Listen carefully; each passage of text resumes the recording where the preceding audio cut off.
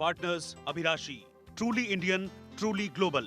Perfect bread. A real bread with original taste. Sharp, leaders in industrial powder paints. Faridabad Chamber of Commerce and Industries. Juneja, we make steel perform better. Studs Accessories Limited.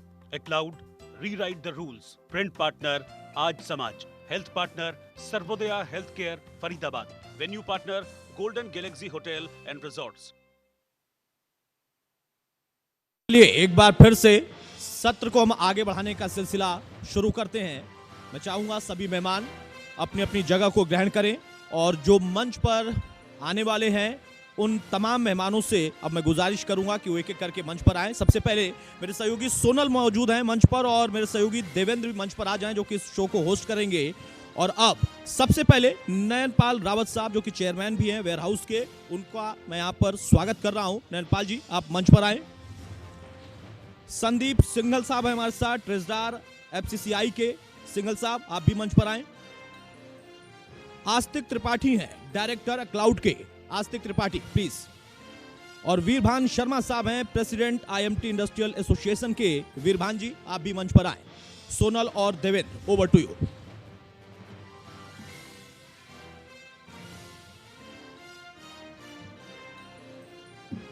बहुत शुक्रिया अतुल जी, आप सभी मेहमानों का स्वागत है इस सत्र में।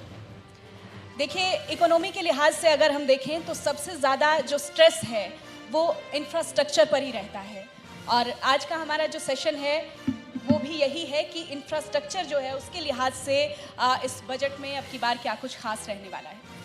नयनपाल रावत जी, पहला सवाल आपसे ही है।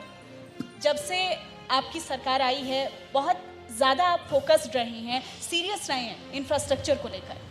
इस बार के बजट को किस तरीके से देख रहे हैं अगर हम बात करें इंफ्रास्ट्रक्चर की? सर्वप्रथम तो मैं आपका और आपकी टीम का, आपके चैनल का बहुत बहुत धन्यवाद करता हूँ, शुक्रिया करता हूँ कि आप लोगों ने जैसे पीछे मेट्रो फरीदाबाद चैनल भी शुरू किया, उसके बाद जो फरीदाबाद है औद्योगिक अपना एक क्षेत्र है, इसके विषय में आपने जो यहाँ एक अधिवेशन टाइप का चलाया था, तो आपकी टीम बधाई की पात्र है। सभी इंडस्ट्रियलिस्ट साथी बैठे हैं। मैं ये समझता हूँ कि जब से लगभग 6 साल से माननीय मुख्यमंत्री मनोहर लाल जी इस प्रदेश के सेवक के रूप में आए हैं, तब से ना केवल इंफ्रास्ट्रक्चर को, उद्योगपतियों को, किसानों को, मजदूरों को, इवन लाखों जो भर्तियां हैं वो भी जो योग्यता के आधार पर करने का काम माननीय मुख्यमंत्री मनोहर लाल जी ने किया है। और ये उनका दूसरा बजट होगा अपने इस कार्यकाल का। तो मैं वित्त मंत्री के रूप में तो मैं समझता हूँ कि वो एक एक पहलू को टच करते हैं। और ख़ास तौर पर इंडस्ट्री की बात मैं करूँ, क्योंकि अभी बीच में कोरोना आया था तो कोरोना के लिए भी अलग से बजट उन्होंने दिया है। और इंडस्ट्री की बात करूँ तो इंडस्ट्री को मैं जो बेरोजगारी है उसकी जो ख़त्म करने की एक चाबी समझता हूँ। उद्योगपतियों को जितना ज़्यादा से ज़्यादा, उद्योगों को जितना ज़्यादा से ज़्यादा बढ़ावा मिल जाए। अभी मैं बात कर रहा था अपने एक दो साथियों से, इंडस्ट्री वालों से, कि मेरी अपनी इच्छा है कि एक मदर यूनिट इस फरीदाबाद में और होटल के आसपास मैंने ज़मीन भी तलाश ली है। मैं वही बात कर रहा था, अभी मेरी अगर वो सारी चीज़ें ठीक बैठ गई तो मैं इंडस्ट्री के लिए एक अलग से जो मदर यूनिट है अगर वो आ जाएगी तो इन लोगों को बाहर जयपुर या नोएडा या अन्य जगह नहीं जाना पड़ेगा। उससे बहुत बड़ा फ़ायदा इंडस्ट्रीज़ को होगा। और हमारे जो लोग हैं, हमारे जो साथी हैं जो बेरोजगार हैं, उनके लिए भी एक बहुत बड़ी जो ना उपलब्धि मैं समझता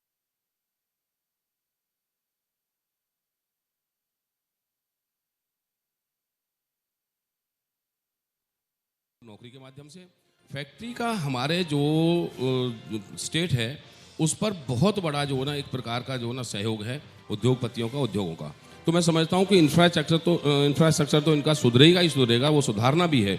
बहुत सारी सड़कें जो केजीपी, केएमपी जो पेंडिंग पड़ी थी पिछले राज में, उनको भी माननीय मनोहर लाल जी के इस शासन में बनाया गया है। अगर उनमें कोई कमी रह गई है तो उनको भी ठीक किया गया है। तो मैं समझता हूँ कि आप उद्योगपतियों की बात करें तो उद्योगों को अलग से बजट मिले। इनका जो बी और सी ग्रेड की जो हम कंपनी के यहाँ बताते हैं, या ए ग्रेड में जैसे पृथला को गिनते हैं क्योंकि पृथला में इंडस्ट्री ज़्यादा है, तो उसमें भी इंफ्रास्ट्रक्चर की बहुत ज़्यादा ज़रूरत है। बड़ी सड़कें हों, पानी की व्यवस्था हो, इन सारी चीज़ों पर व्यवस्था हो। और इसके अलावा हर चीज़ पर, हर पहलू पर माननीय मुख्यमंत्री मनोहर लाल जी पूरा विचार करके एक अच्छा बजट पेश करेंगे, इतना मैं जानता हूँ। बिल्कुल निश्चित तौर से एक अच्छा बजट पेश करेंगे जब 12 मार्च को मुख्यमंत्री वित्त मंत्री के तौर पर बजट पेश करेंगे। लेकिन इसके साथ साथ में IMT, चूँकि IMT इंडस्ट्री एसोसिएशन के प्रेसिडेंट वीरभंस शर्मा हमारे साथ बैठे हैं। आप भी बेतला विधानसभा में ये 1800 एकड़ में IMT की है, से कई बार मांगे आती रही हैं सड़कों को लेकर। इसके साथ साथ में वो मेट्रो की कनेक्टिविटी को लेकर एक बड़ी मांग भी करते रहे। नैनपाल जी के साथ साथ मैं जिक्र करूंगा वीरभंस शर्मा जी का, चूंकि उन्होंने कई ऐसी मांगे रखी IMT को लेकर। क्या उम्मीद लगती है शर्मा जी आपको इस बजट से, जो हरियाणा का बजट आने वाला है? देखिए Kaushik ji, thank you very much. सबसे पहले तो मैं हमारे माननीय चेयरमैन साहब HSWC नैनपाल रावत जी का बहुत बहुत धन्यवाद करूँगा। ये इंडस्ट्री के साथ हमेशा खड़े होते हैं। और सबसे पहली बात जो मदर यूनिट की जो इन्होंने बात करी, इससे पहले CM साहब को 8 अगस्त को IMT में इन्होंने हमारी CM साहब से मुलाकात करवाई और हमने उनको ये मांग पत्र दिया। और तब से माननीय हमारे MLA साहब इस पे बड़े ज़ोर शोर से लगे हुए हैं। मैं उनका धन्यवाद करूंगा। और आज जैसे ये कह रहे हैं मंच से कि भाई ये उस मांग को पूरा करवाएंगे, क्योंकि फरीदाबाद आप ये सोचो कि एक रेनाउंड इंडस्ट्रियल एरिया होता था एशिया का। जब हम बच्चे थे तो किताबों में पढ़ते थे कि भाई ट्रैक्टर बनाने के कारखाने कहाँ पे हैं, तो फरीदाबाद में। आपको मालूम होगा कि गुड़गांव का एक बहुत बड़ा रेवोल्यूशन आया, क्योंकि मारुति जब वहाँ लगी उस वक्त हम जिससे पहले कि वो फैक्ट्री चालू नहीं हुई थी तो वो एक जंगल की तरह था और फरीदाबाद एक रेनाउंड सिटी था। तो उसके बाद थोड़ा सा इग्नोर रहा और मैं समझता हूँ पिछले 4-5 साल में काफ़ी ध्यान रहा है सरकार का इस पर। और माननीय MLA साहब और क्योंकि फरीदाबाद से करीब 7-8 MLA आते हैं तो सभी ने मेरे ख्याल से इस पे थोड़ा सा ध्यान दिया है। और अभी मैं रिक्वेस्ट करूंगा कि इस बजट में स्पेसिफिकली इंफ्रास्ट्रक्चर पे सर आप थोड़ा सा सपोर्ट करें। जैसे हमारे कौशिक जी ने बताया कि एक तो मेट्रो से कनेक्टिविटी, आपने वही मांग पत्र जो हमने दिया था CM साहब के आपके साथ लग के, और दूसरा मदर यूनिट, ये 2 बहुत महत्वपूर्ण चीज़ें हैं। इस वक्त मेरी एक छोटी सी रिक्वेस्ट हो रहा है कि फरीदाबाद को देखने का हमारे को नज़रिया बदलना पड़ेगा। अब जिस समय की हम बात कर रहे हैं 1984 की, जब मारुति गुड़गांव में लगी, उसका रीज़न ये था कि फरीदाबाद की कनेक्टिविटी को आप एक नैरो देखते थे कि बॉटल नेक है। वहाँ पे हमारा फरीदाबाद से कनेक्शन खाली एक जगह होता था बदरूपुर पे, और वो कई घंटे का जाम लगता था।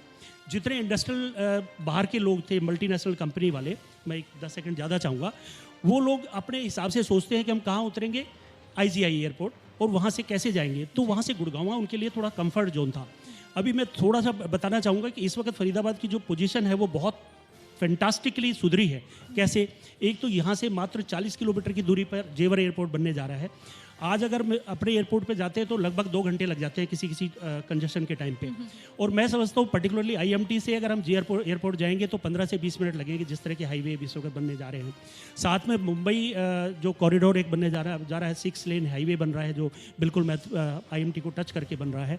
हमारे पीछे ईस्टर्न पेरिफेरल मुश्किल से 6 किलोमीटर की दूरी पे है, उधर हम KMP से कनेक्टेड हैं। तो इस वक्त फरीदाबाद की जो सिचुएशन है, जो इस वक्त उसका एक आप ये सोचो लोकेशन है, वो इतनी बेहतरीन है कि जैसे हम मारुति की या किसी भी मल्टीनेशनल कंपनी को अगर उसके बारे में बताएं तो बहुत ज़्यादा अट्रैक्टिव होंगे। बिल्कुल बिल्कुल सही कह रहे हैं आप। फरीदाबाद की क्या खूबियां हैं, क्या विज़न है और क्या आगे आने वाले समय में भविष्य नज़र आ रहा है, बड़े ही डिटेल तरीके से आपने बताया है। आस्तिक त्रिपाठी डायरेक्टर हैं अक्लाउड के, हमारे साथ जुड़े हुए हैं। आस्तिक जी, सबसे पहले तो हम समझना चाहेंगे अक्लाउड को आपके शब्दों में। जी थैंक यू सो मच, आप लोगों ने हमें यहाँ मंच पे मौका दिया बोलने का। सो बेसिकली हम लोग एक बहुत हमारा जो हमारे देश में एक सेक्टर है MSME, जिसमें बहुत सारे बड़े छोटे मजले सब लोग आ जाते हैं। तो उसमें बहुत सारे लोग हैं जो आज के एटमॉस्फेयर में अपने अकाउंटिंग को लेकर के, अपने टैक्सेशन को लेकर के, और they are very much confused कि उन्हें मतलब how they have to file their GST, वो कैसे अपना GST फाइल करें, कैसे टैक्स फाइल करें। और उसके लिए छोटे छोटे जितने जो छोटे कारोबारी हैं उनको 2000-5000 अपने अपने चार्ट अकाउंटेंट को पे करना पड़ता है।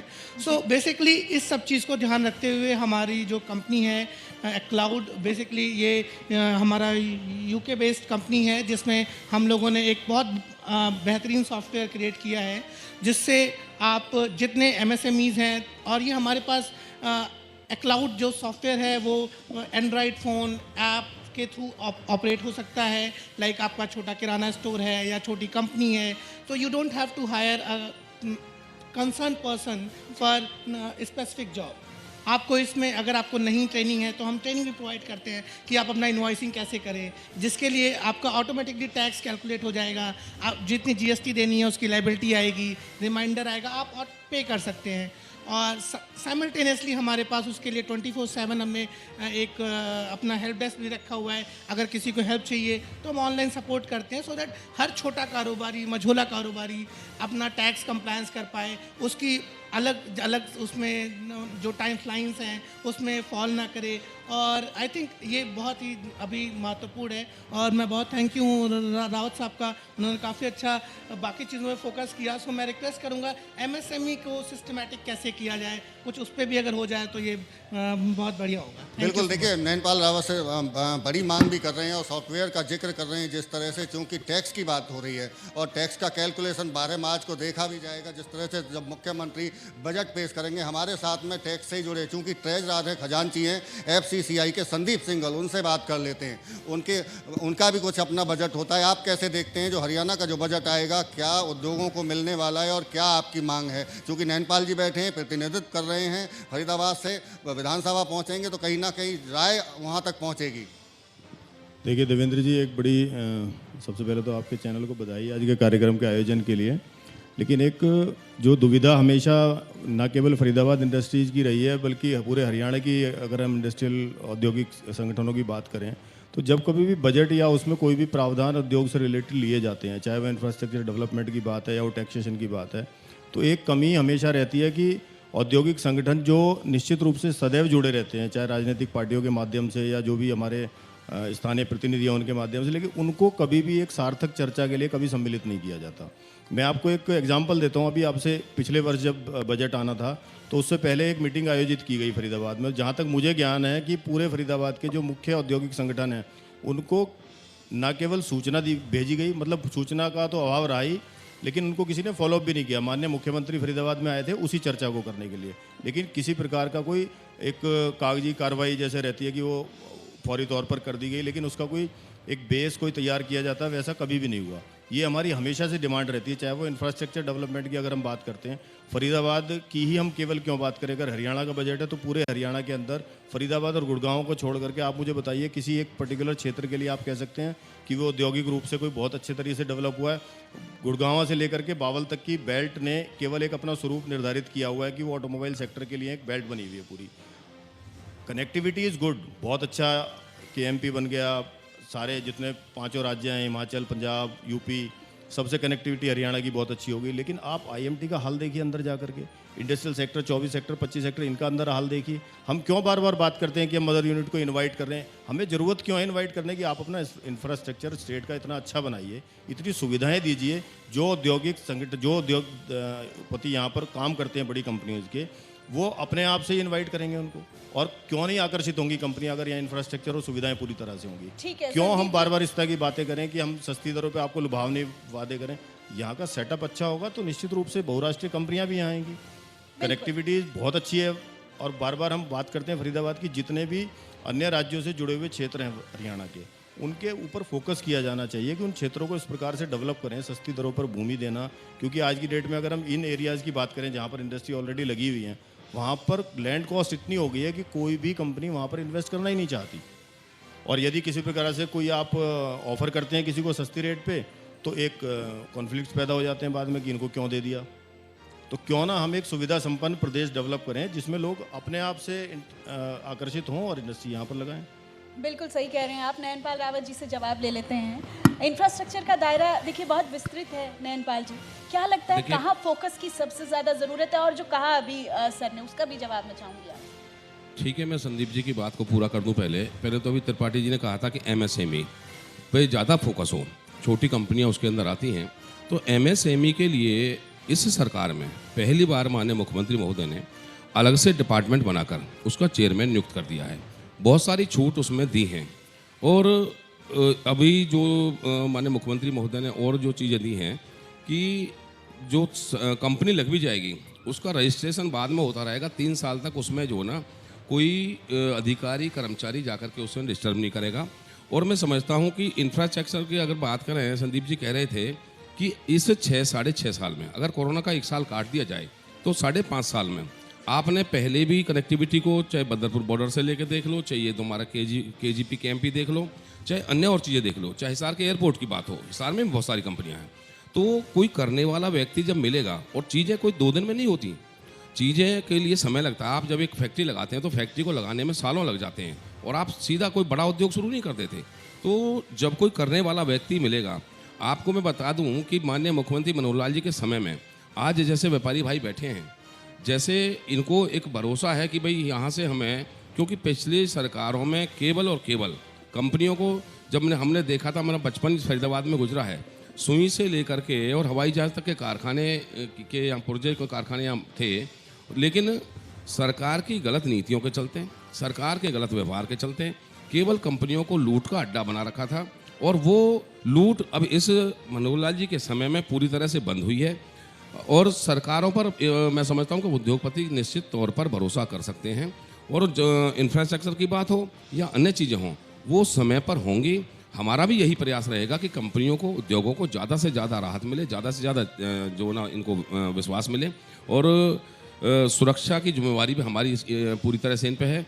अभी जैसे इधर होडल के आसपास की जो ज़मीन है, जहाँ मेंढकोला के आसपास अभी बहुत सारे हमारे उद्योगपतियों ने ज़मीन ली है, तो उसको डी प्लान में जो ना वहाँ घोषित किया है कि भाई ये ज़मीन में आप लेकर के बना सकते हैं, उसकी कोई चीज़ आपको करने की जरूरत नहीं है। पहले पिरथला को बनाया था। तो इस तरह से जब चीज़ें राहत भरी इनके लिए मिलेंगी, और मैं समझता हूँ कि मैं तो विशेष तौर पर उद्योगों के प्रति एक अलग तरह का प्यार, सहानुभूति रखता हूँ, ताकि मैं समझता हूँ कि मान लीजिए मेरे क्षेत्र में ही अगर बेरोजगारी है और मुझे उसे खत्म करना है, तो निश्चित तौर पर मुझे उद्योगों को बढ़ावा देना पड़ेगा, मुझे उद्योगों को लगवाना पड़ेगा। देखिए नैनपाल जी, मैं बिल्कुल सहमत हूँ जो आपने कहा। पिछली सरकारों में जिस प्रकार का माहौल रहता था, तो मैं आपको एक आश्वासन और भी उद्योग संगठनों के बिहाफ पर देता हूँ कि आपने इन 6.5 सालों में अगर सरकार की विश्वसनीयता बढ़ी है, तो निश्चित रूप से उद्योगों का पलायन भी रुका है यहाँ से। लेकिन और जो कारण है उनको समाप्त करने की जिम्मेदारी सरकार की है। अभी एक चर्चा में एक बात और नई अभी निकल के आई थी कुछ दिन पहले, आपने देखा होगा कि एक हरियाणा में एक एक्ट पास कर दिया गया कि स्थानीय नौकरियों में 75% आरक्षण। और अब इस प्रकार के जो एक्ट बना दिए जाते हैं, मैं सीधी भाषा में कहना चाहता हूँ कि थोप दिए जाते हैं। इसमें किसी भी औद्योगिक संगठन को चर्चा में सम्मिलित नहीं किया गया, उनकी कोई कंसेंट नहीं ली गई। आप राजनीति करते हैं, राजनीति करिए, हम उद्योग चलाते हैं, हम उद्योग चलाने दीजिए। तो कम से कम अगर इस प्रकार का कोई बीच का कुछ भी डिसाइड करना है, तो संगठनों से चर्चा, तो पूरी तरह से राजनीति से प्रेरित इस प्रकार के जो भी रहते हैं, जो भी आपने नियम कानून बनाए, तो वो औद्योगिक संगठनों को निराशाजनक स्थिति में ले जाते हैं। उद्योगों को उसके प्रति सरकार को एक नरम रुख अपनाना चाहिए और उनको सम्मिलित करना चाहिए। CII ने अपनी प्रतिक्रिया भी अखबारों के माध्यम से सबके सामने दी कि ये गलत है।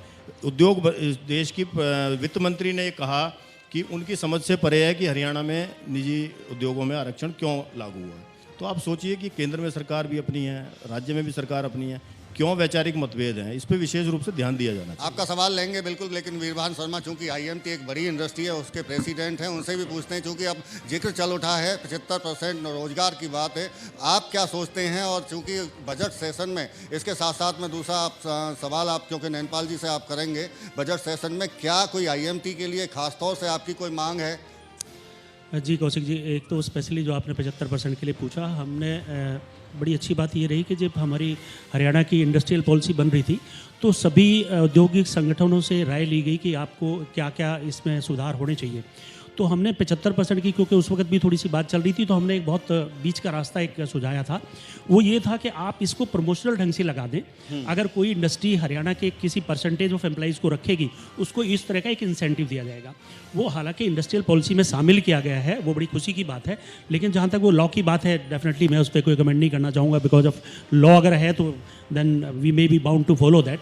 But of course we had suggested a midway कि हम इसको, बात वहीं की वहीं है। अगर आप इसको प्रमोशनल ढंग से लगाते हैं कि आपने अगर हरियाणा के एम्प्लॉइज़ रखे एक्स कोई भी परसेंटेज, जितने ज़्यादा परसेंटेज रखेंगे उतना ज़्यादा उसको इंसेंटिव मिलेगा, वो उस तरीके से हो सकता था। दूसरा, पर्टिकुलरली जो आपने IMT के लिए पूछा, मेरी नैनपाल रावत जी को, कि बड़ी अच्छी बात है कि हमारे हल्के के MLA भी हैं। तो IMT क्या, मैं तो कहूँगा फरीदाबाद के लिए इस वक्त एक स्पेशल पैकेज बजट में ज़रूर आए।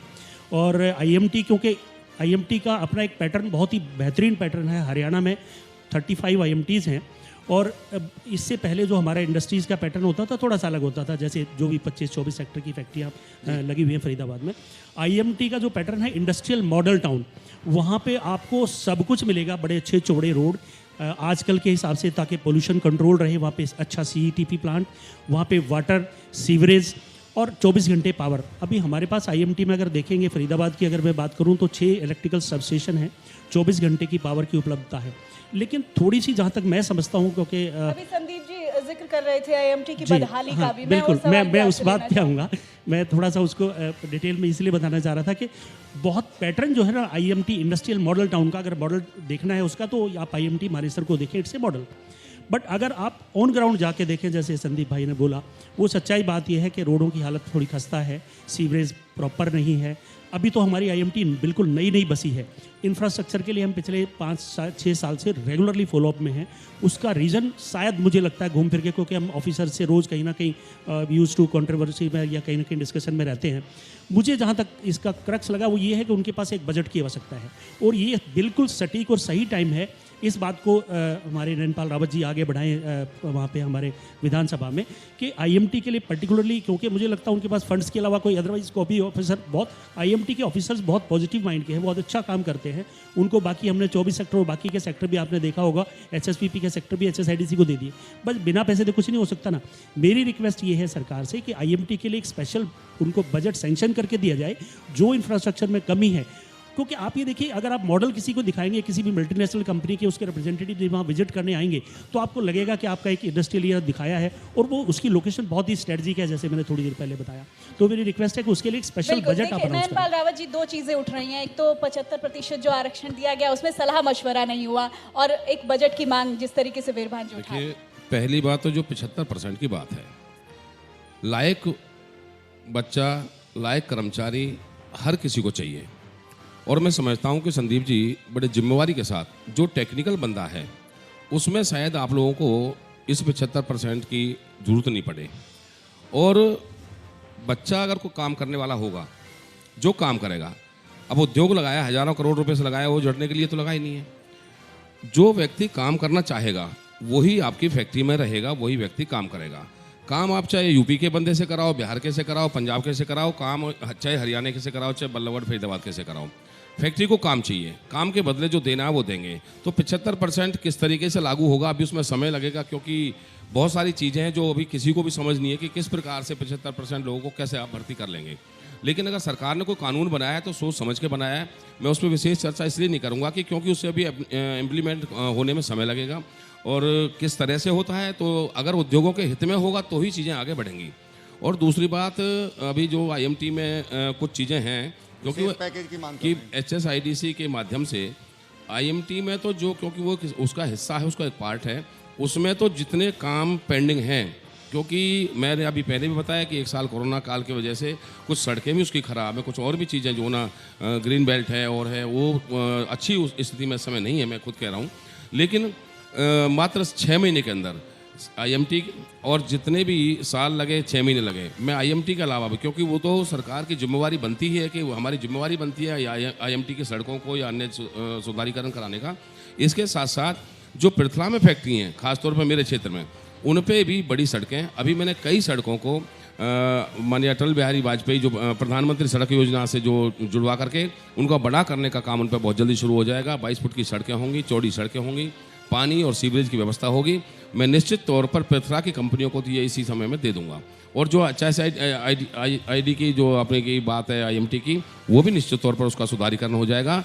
और श्रीमान जी, संदीप जी, 75% का काम तभी चलेगा जब वो ठीक से लागू होगा, ठीक से चीज़ें आएंगी, आपके ऊपर थोपा नहीं जाएगा, क्योंकि थोपने से कंपनियां चली जाएंगी और कंपनी हमें भगानी नहीं है, कंपनी हमें बसानी है। इसलिए जो चीज़ें लागू की हैं सरकार ने सोच समझ के लागू की होंगी।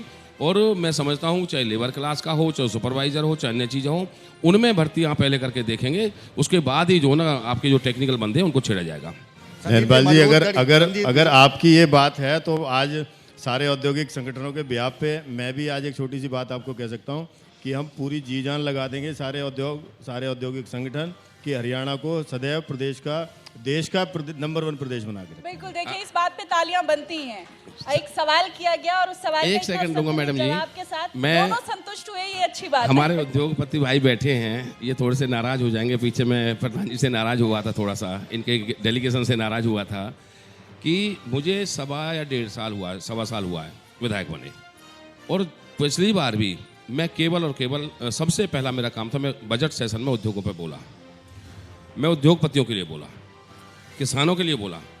जो अन्य विधायकगण थे वो ये कह रहे थे कि है किसान का बेटा, बातें उद्योगों की करता है।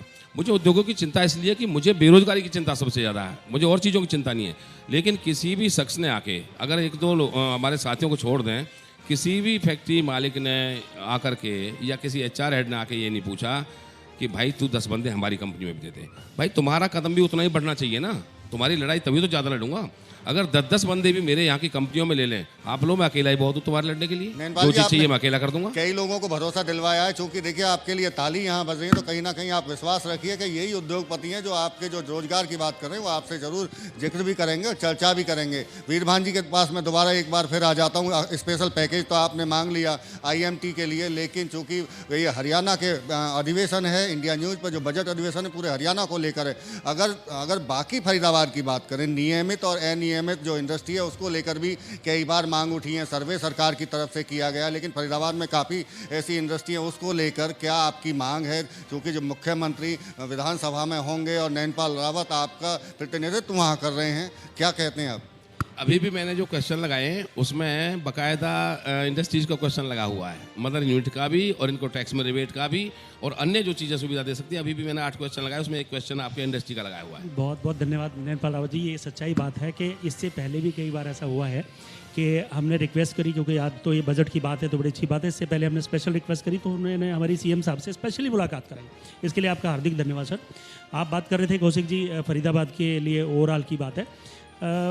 सभी, क्योंकि मैं IMT को रिप्रेजेंट करता हूं और बाकी हमारे भाई अभी 4 दिन पहले 2 तारीख को डिप्टी CM साहब फरीदाबाद में आए थे, तो एक बात सारे प्रेसिडेंट्स ऑफ एसोसिएशन की कॉमन थी, बाकी मुद्दे डिफरेंट थे, वो थी इंफ्रास्ट्रक्चर। सभी के इंफ्रास्ट्रक्चर, अगर जिस भी इंडस्ट्रियल एरिया फरीदाबाद, जिस इंडस्ट्रियल जोन की जहाँ की देखेंगे वहाँ की इंफ्रास्ट्रक्चर की हालत बहुत ख़राब है।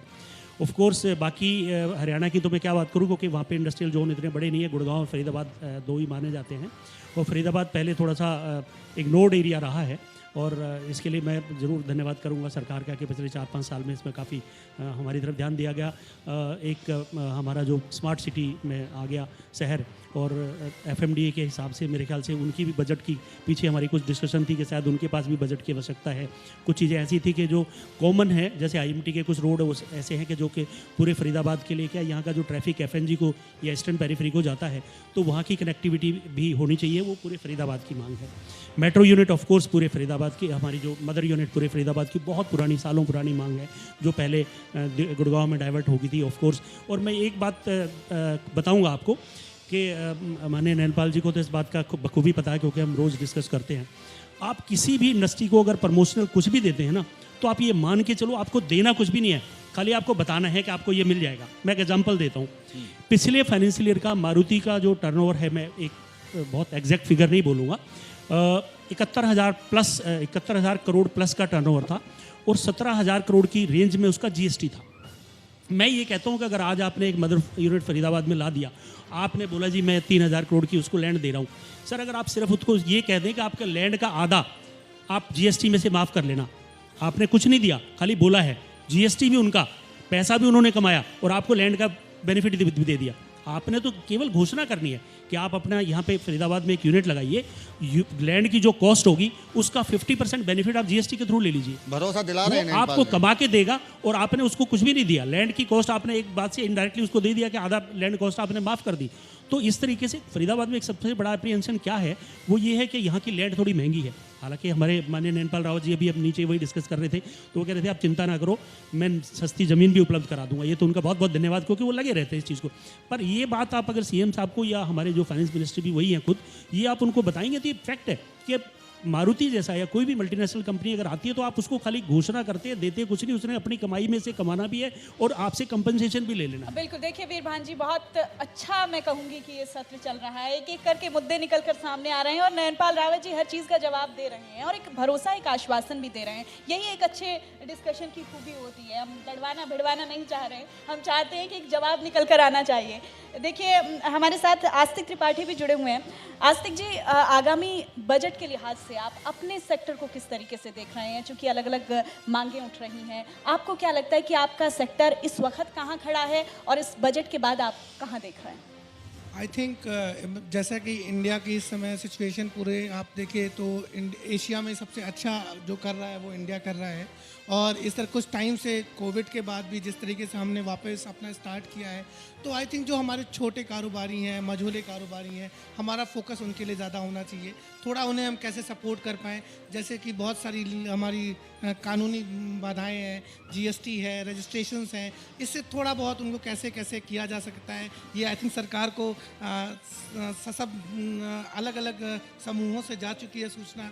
तो अगर इसके लिए कुछ गवर्नमेंट ने अच्छा सोचा तो आई थिंक एक बहुत छोटे स्तर को हम बहुत अच्छा मैनेज कर सकते हैं। बिल्कुल आस्तिक जी, अच्छा सवाल आपने उठाया। छोटे कारोबारियों के लिए बड़ी एक मुश्किल खड़ी हो गई है नयनपाल रावत जी इस कोरोना काल में, अगर हम देखें तो उनके लिए एक ज़रूरी है सेंट्रलाइज्ड करना उस सेक्टर को। देखो बिल्कुल ठीक बात है इनकी। एक तो अभी जल्दी में मेरी खुद की एक ये योजना है कि बहुत सारी जो काम जो छोटी और बड़ी कंपनियों को रजिस्ट्रेशन या फायर की एनओसी या और चीज़ें जो चंडीगढ़ से मिलती हैं, तो मैं समझता हूँ कि इनका समय भी खर्च होता है, पैसा भी खर्च होता है। तो उसके लिए फरीदाबाद में एक ऐसी व्यवस्था कराने का मेरा प्रयास है कि एक तो जो हर बार कम से कम जो रजिस्ट्रेशन है या एनओसीज हैं वो 2 या 3 या 4 5 साल के बाद उनको मिलनी चाहिए। हर साल किसी चीज़ के लिए एनओसी लेना, कोई चीज़ अगर कंपनी में नई बनाई है, अगर कुछ इसमें इंफ्रास्ट्रक्चर बढ़ाया है या कोई आपकी और चीज़ें बढ़ाई हैं या मशीन बढ़ाई हैं, तो उसके लिए एनओसी दोबारा लेने की जरूरत होनी चाहिए। अन्यथा जब एक बार एनओसी ले ली तो उसमें दोबारा तो एनओसी का कोई सवाल ही पैदा नहीं होना चाहिए। तो ऐसी कुछ चीज़ें खामियां हैं जिनको पूरा करने का हम प्रयास करेंगे, क्योंकि ये चीज़ें सहयोग से चलती हैं। जब साथ बैठेंगे, और मैं सच बताऊं कि ये कोई मंच से कहने की बात ही नहीं है, निश्चित तौर पर अगर कंपनियां बसेंगी, हरियाणा एक स्टेट अपने आप में बहुत अच्छा स्टेट है। वो किस लिए? उद्योगपतियों का इसको चलाने में टैक्सेस के माध्यम से, अन्य माध्यम से बहुत विशेष सहयोग है।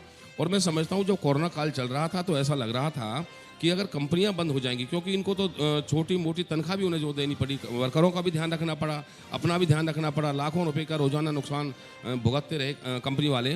तो हमें इस बात की चिंता थी कि कहीं कोरोना काल में और ये थोड़ा बढ़ जाएगा तो कहीं कंपनियां बंद ना हो जाएं, ताकि जो रही सही जो रोजगार है वो भी ख़त्म हो जाए। और एक बहुत बड़ा लॉस हरियाणा के लिए हो सकता था, हमारे स्टेट और हमारे इस ज़िले के लिए हो सकता था। लेकिन फिर भी भगवान की भी बहुत बड़ी कृपा है, और माननीय मुख्यमंत्री मनोहर लाल जी की, मोदी जी की, और हमारे सारे जितने भी ये संस्थाएं हैं, चाहे फैक्ट्री से लेकर चाहे सामाजिक संस्थाएं, सभी ने उसमें अपना योगदान दिया। और आज हम अपने आप को बहुत महफूज समझते हैं, उससे बहुत बचाव हम लोगों ने कर लिया है। तो बहुत सारी चीज़ें छोटी छोटी हैं जिसके लिए इनको बार बार चक्कर नहीं काटना पड़े चंडीगढ़ में या कहीं और स्पेशल जगह पे। इनकी जो फैसिलिटी है वो फरीदाबाद में ही, जहाँ इंडस्ट्री ज़्यादा है, या गुड़गांव एक जगह बना दी जाए जो दोनों जिलों का काम यहाँ से चल जाए, ऐसी मेरी योजना है। नयनपाल जी, एक और जिक्र आ रहा था, सुझाव आ रहा था उद्योगपतियों की तरफ से कि 14 से 18 डिपार्टमेंट इस तरह के हैं जहाँ उन्हें अलग अलग जाना पड़ता है। इनकी तरफ से एक मांग ये है कि हर जिले में एक नोडल अधिकारी नियुक्त कर दिया जाए और वो इन तमाम चीज़ों को देखे। तो क्या उस पर भी आप कदम उठा रहे हैं आगे? मैं देवेंद्र जी आपके बताने से पहले ही कह चुका हूँ कि वो 3-4 चीज़ें जो मुझे याद हैं, उसके लिए मैं पहले ही कह रहा हूँ कि उनके लिए बार बार इनको एनओसी ना लेनी पड़े, बार जो ना धक्के ना खाने पड़े, और उसके लिए नोडल अधिकारी चाहे गुड़गांव में बैठे चाहे फरीदाबाद बैठे, कम से कम 2-2 जिलों पर भी अगर एक बैठ जाएगा तो चंडीगढ़ और गुड़गांव में बहुत फ़र्क है।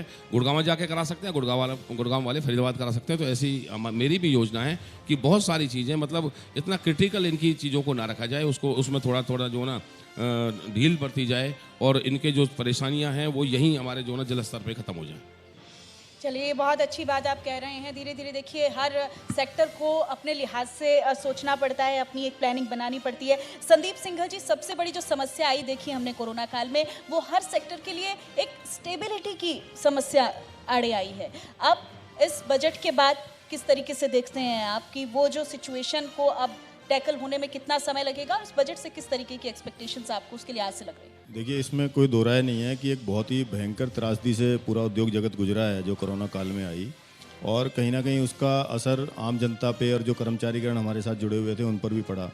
लेकिन मैं इसके लिए केंद्र सरकार को बधाई देना चाहता हूं कि जो उन्होंने MSMEs के लिए एक आर्थिक पैकेज डिक्लेयर किया था, शायद सभी मेरे उद्योगी भाई जो यहाँ बैठे हैं वो सहमत होंगे कि उस पैकेज की बदौलत जो एक वित्तीय व्यवस्था सरकार ने प्रदान करी थी, तो उसने एक बहुत सहारा दिया था उस समय पे उभरने के लिए।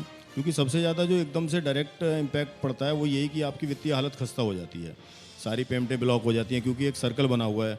और उसके बाद जिस प्रकार से सरकार ने उस चीज़ को उसमें डाला अर्थव्यवस्था में, वो एक उद्योगों ने उभरने का जो प्रयास किया, मैं आपको बताना चाहता हूँ विशेष रूप से कि कोरोना काल से उभरते समय एक अच्छी तेज़ी की तरफ उद्योग जगत बढ़ा था, और दिन प्रतिदिन जिस प्रकार से मांग बढ़ी है, तो एक भविष्य बहुत सुंदर और बहुत अच्छा है, बशर्ते कि सरकार, केंद्र सरकार और प्रदेश सरकार वो सहयोग पूर्ण रवैया अपनाए रखे। अब हम लोग, मैं किसी पर्टिकुलर जगत के लिए नहीं कहता, हम लोग आंदोलन करने वाले लोग नहीं हैं, हम लोग सरकार के खिलाफ आवाज़ उठाने वाले लोग नहीं हैं। हम केवल और केवल एक भी बात में विश्वास रखते हैं कि कंधे से कंधा मिला करके राष्ट्र की प्रगति कैसे हो सकती है, विश्व पटल पर हम अपने देश को कैसे ऊंचाइयां प्रदान कर सकते हैं, हम केवल इस बात में विश्वास रखते हैं।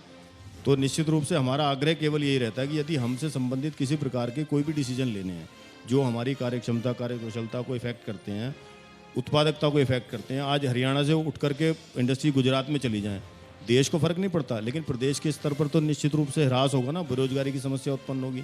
जिन कारणों को हम उत्पन्न करते हैं इसलिए कि यहाँ बेहतर हो, और वही कारण उनके लिए बेहतर होने की बजाय और बुरा करने लगे, तो बस इन चीज़ों पर ध्यान देने की आवश्यकता है। और उद्योग जगत बहुत उभर चुका है पहले से, बिल्कुल ध्यान बस देने की सरकार का जरूरत है, सहयोग और हर चाहिए। सेक्टर का हम देखिए एक अच्छा भविष्य देख रहे हैं, हम भी यही शुभकामनाएं देते हैं हर सेक्टर के लिए कि अच्छा फले फूले। देखिए वीरभान जी, एक बड़ा सवाल यहाँ पर उठता है, बहुत अहम ये बात है कि जितना बजट आता है किसी भी सेक्टर के लिए, क्या एक्चुअल में उसका लाभ मिल पाता है? आपको क्या लगता है AMT के लिहाज से कि अभी तक जो बजट आया है क्या एक्चुअल में लाभ मिल पाया? देखिए, जहाँ तक मैं समझता हूँ, इम्प्लीमेंटेशन में और प्रैक्टिकली में दोनों चीज़ों में जब पहले बजट बनता है, चाहे वो प्रोजेक्शन बनती हो या सरकार की तरफ से कोई बजट आता हो या जब वो इम्प्लीमेंटेशन होता हो, उसमें डेफिनेटली बहुत बड़ा अंतराल रहता है। ये शुरू से ही है, ये आज की बात नहीं है। इसमें थोड़े से इम्प्रूवमेंट की बात क्या है कि या तो हमारे को ऑन ग्राउंड पता नहीं होता, या चीज़ें जब प्रोजेक्ट डिले हो जाते हैं तो उनकी कॉस्ट बढ़ जाती है। तो वो जो कॉस्ट बढ़ती है तो उसका इम्पैक्ट डेफिनेटली इंफ्रास्ट्रक्चर पे आता ही आता है।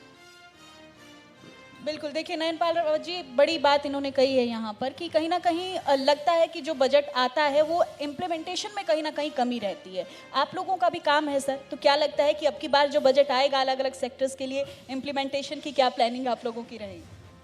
देखिए, जब सरकार अच्छी हो, सरकार चलाने वाले अच्छे हों, मैं समझता हूँ कि माननीय मुख्यमंत्री महोदय के राज में बहुत सारी चीज़ों पर, चाहे वो नकली आपके राशन कार्ड हों या कोई जो ये तुम्हारी फूड सप्लाई से जो है आपका जो मिड डे मील की व्यवस्था हो, बहुत सारी चीज़ों को ऑनलाइन करके उसमें सुधार करने का काम किया है। और मैं ये नहीं कहता कि 100 की 100% जो है ना भ्रष्टाचार ख़त्म हो गया है, लेकिन मैं समझता हूँ कि जब हमारा राजा अच्छा है, राजा भ्रष्टाचारी नहीं है, तो चीज़ें पूरी होती हैं। और इसी का कारण है कि जो हरियाणा का सुधार इस 6-6.25 साल में हुआ है, तेज़ी से हुआ है, उसके लिए भी जो माननीय मुख्यमंत्री मनोहर लाल जी हैं, उन्हीं की मेहरबानी है, क्योंकि जिसके नीचे हम काम कर रहे हैं वो व्यक्ति अच्छा होना चाहिए, वो भ्रष्ट ना हो। तो चीज़ें जो आएंगी, जो बजट आएगा, निश्चित तौर पर ये हमारी भी जिम्मेवारी बनती है, और कोई कमी रहती है तो जो लोग उसे देख रहे हैं कि इसके लिए इतना बजट आया, अपना समय निकाल कर उसमें अगर किसी को बताएंगे, लिख के देंगे, तो निश्चित तौर पर आज कई प्रकार के जो संगठन हैं सरकार ने बना रखे हैं, चाहे वो CM फ्लाइंग हो, चाहे और दूसरे जो संस्थाएं हैं, हर चीज़ की जांच के लिए। तो अगर कोई चीज़ ऐसी होगी तो मैं समझता हूँ कि भ्रष्टाचार से मुक्ति भी मिलेगी, और भ्रष्टाचार किसी कीमत पर होगा नहीं, और ये सरकार भ्रष्टाचार को किसी कीमत पर भी बर्दाश्त करने वाली है नहीं। तो माननीय मुख्यमंत्री मनोहर लाल जी बड़ा स्पष्ट जो है ना एक प्रकार से इस हरियाणा की 3.25 करोड़ जनता की सेवा कर रहे हैं, चाहे उसमें उद्योगपति हैं, चाहे किसान हैं, चाहे अन्य कोई वर्ग है। बिल्कुल संदीप जी, जिस तरह देखिए नैनपाल रावत जिक्र कर रहे हैं कि जो चर्चा के बीच में आएंगी या लिखित में जो देंगे आप, उसको लेकर वो आगे चर्चा करेंगे। चूँकि इंडिया न्यूज़ हरियाणा का ये बजट अधिवेशन है और ये एक माध्यम है सरकार के आप लोगों के बीच का, और प्रतिनिधि हमारे बीच में बैठे हैं। क्या उम्मीद है आपको, चूँकि कोरोना काल के बीच में जो अगर राजस्व की बात करें तो सरकार का भी घटा है, ऐसे में आपको उम्मीदें कितनी हैं इस बार के बजट से? देवेंद्र जी, जिस प्रकार से बजट की चर्चा हो रही है, तो उद्योगों की तो केवल सबसे जो मुख्य डिमांड रहती है, जिसके ऊपर आज का ये सेशन है कि इंफ्रास्ट्रक्चर डेवलपमेंट की, तो वही एक विशेष रूप से मांग है। और दूसरी बात मांग ये है कि अगर छोटी छोटी समस्याएं कोई भी लोकल स्तर पर रहती हैं तो उसकी सुनवाई के लिए, जैसे नैनपाल जी ने अभी कहा कि छोटी छोटी जो डिपार्टमेंटल समस्याएं हैं उसके ऊपर सरकार ध्यान दे रही है और एक हर डिस्ट्रिक्ट में कोई नोडल ऑफिसर इस प्रकार की नियुक्ति का प्रावधान ये कर रहे हैं, तो एक बहुत बड़ी समस्या उद्योग की हल हो जाएगी। और हम तो केवल इतना चाहते हैं कि जो सरकारी जितने भी नियम कानून हैं उनकी पालना करने में हमारा कोई विशेष समय नष्ट ना हो, ताकि हम अपने उद्योगों को चलाने पर ध्यान दे पाएँ, उत्पादकता बढ़ाएं, मुनाफा बढ़ाएं, देश की प्रगति में योगदान दें कर के माध्यम से। तो केवल हम इतना चाहते हैं, बस, और कुछ नहीं। तो देखिए, कुल मिलाकर बात एक ही निकलकर सामने आ रही है, तालमेल की ज़रूरत है यहाँ पर, दोनों ही सरकार के बीच में भी और उद्योगपतियों के बीच में। अगर ये बैलेंस बना रहता है तो चीज़ें आगे आने वाले समय में फलदायी होंगी हम सबके लिए। आप सभी मेहमानों का बहुत बहुत शुक्रिया इस सत्र में हमारे साथ जुड़ने के लिए। मैडम आपका एक मिनट लूँगा। माननीय नैनपाल रावत जी बैठे हैं। दो चीज़ें कुछ नई पैदा हो गई हैं नैनपाल जी। एक तो हमारा IMT फरीदाबाद जो है वो ऐसे जोन में जाता था कि जहाँ की एक सब्सिडाइज स्टैंप ड्यूटी लगती थी। अभी क्योंकि आपने उसको कम्प्लेक्स में डाल दिया, तो मेरी रिक्वेस्ट ये है, IMT का एक ही स्टाइल है कि सारी IMTs की जो मेंटेनेंस है वो प्लॉट होल्डर्स खुद करते हैं। उसके लिए हम अपने चार्जेस स्वयं निश्चित करते हैं, जितना खर्चा होता है वो हर एक को मेंटेनेंस चार्जेस का बिल हो जाता है। IMT की कोई कॉम्प्लेक्स ने मेंटेनेंस तो करनी नहीं, नंबर 1। पूरा सवाल सुन लेना सर मेरा।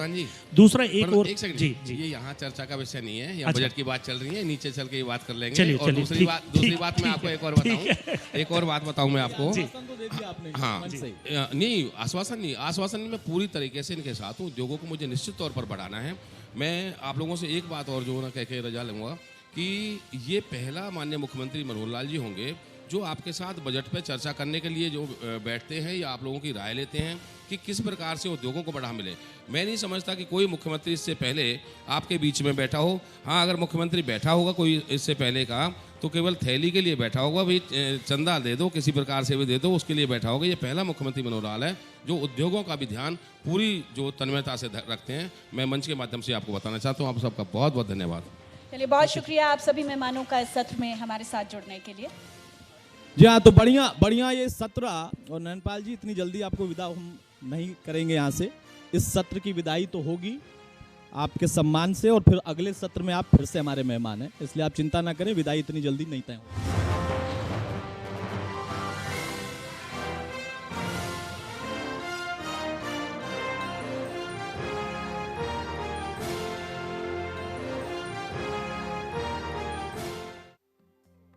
Partners Abhirashi, truly Indian, truly global. Perfect bread, a real bread with original taste. Sharp, leaders in industrial powder paints. Faridabad Chamber of Commerce and Industries, Juneja, we make steel perform better. Studs Accessories Limited, at Cloud, rewrite the rules. Print partner, Aaj Samaj. Health partner, Sarvodaya Healthcare, Faridabad. Venue partner, Golden Galaxy Hotel and Resorts.